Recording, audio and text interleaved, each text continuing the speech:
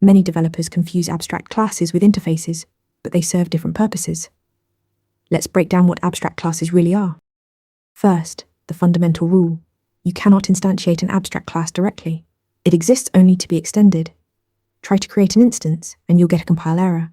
Abstract classes are blueprints, not finished products. They're meant to be inherited by concrete subclasses that complete the implementation. Abstract classes can contain two types of methods. Abstract methods have no implementation. They're just signatures that subclasses must override and implement. Think of them as contracts. But here's what makes abstract classes powerful. They can also contain concrete methods with full implementations.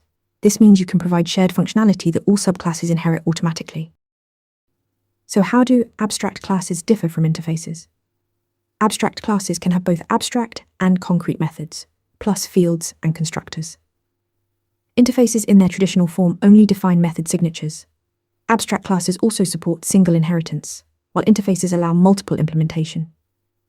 This makes abstract classes better for related types that share common code. The purpose of an abstract class is to provide a common template for related subclasses.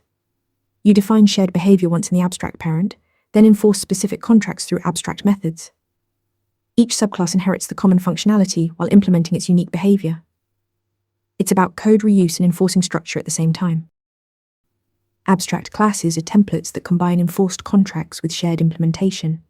Practice more OOP questions to master these concepts. Ready to practice for your next interview? Interview Mentor lets you answer real questions just like this one. After each answer, you get a detailed grade and personalized tips to improve.